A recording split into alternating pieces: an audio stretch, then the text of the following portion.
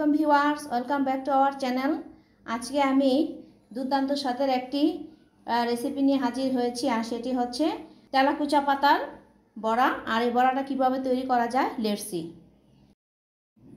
Viewers, তেলাকুচা পাতা দিয়ে আমি আজকে বড়া তৈরি করব। আর দেখুন, একটা আটি তেলাকুচা পাতা আনা হয়েছে। আর এই তেলাকুচা পাতাটাকে আমি এভাবে ছিঁড়ে নিয়ে কুচি করে নেব। আর ডাল নিয়েছি হাফ কাপ, সাথে কিছু চাল দিয়েছি। এটাকে একটু ভিজিয়ে ব্লেন্ড করে নেব। চাইলে পাটায়ও বেটে নেওয়া যায়, তবে পুরোপুরি ব্লেন্ড করব না, একটু ভাঙা ভাঙা থাকবে। ভিউয়ার্স, ডাল বাটাটা আমার রেডি। এখন সেই তেলাকুচা পাতাটাকে ধুয়ে কুচি করে নিয়েছি, ডালের সাথে মিশিয়ে নেব। এখন দিয়ে দিব কাঁচামরিচ কুচি, পেঁয়াজ কুচি আর বিলাতি ধনেপাতা কুচি। ঝালটা আপনাদের ইচ্ছে অনুযায়ী দেবেন।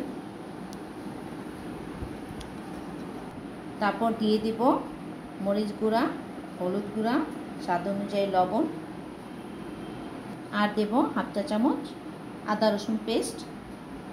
এখন এটাকে আমি মেখে নেব।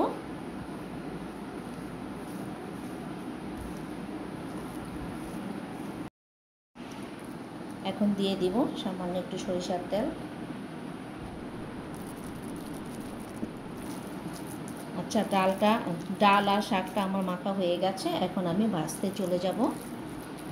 ভিউয়ার্স, চুলায় একটা প্যান বসিয়ে তেল দিয়ে গরম করে নিয়েছি।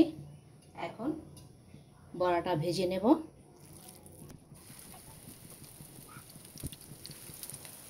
ভিউয়ার্স, যারা আমার রেসিপিটা এখন দেখছেন, এখনও সাবস্ক্রাইব করেননি, প্লিজ সাবস্ক্রাইব করুন। আর পাশে থাকা বেল আইকনে ক্লিক করে রাখুন, যাতে পরবর্তী রেসিপিটা সবার আগে আপনার কাছে চলে যায়। আর এই তেলাকুচা পাতাটা আসলে ঢাকা শহরে পাওয়াটা কঠিন হয়ে যায়। মর্নিং ওয়ার্কে গেলে মাঝে মাঝে দেখা যায় যে এই পাতাগুলা বিভিন্ন মহিলারা, বিভিন্ন বয়সের লোকেরা বিক্রি করে, এবং যারা হাঁটতে চায় তারা খুঁজে কিনে নিয়ে আসে।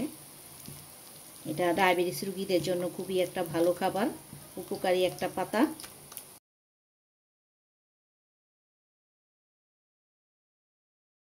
ভিউয়ার্স, বড়াটা ভাজা হয়ে গেছে। এখন আমি তুলে নেব।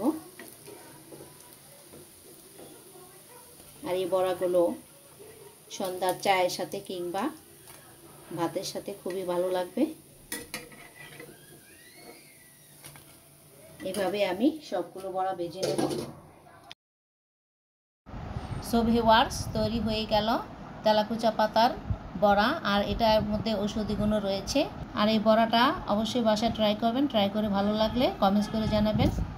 সবাই ভালো থাকবেন। আল্লাহ হাফেজ।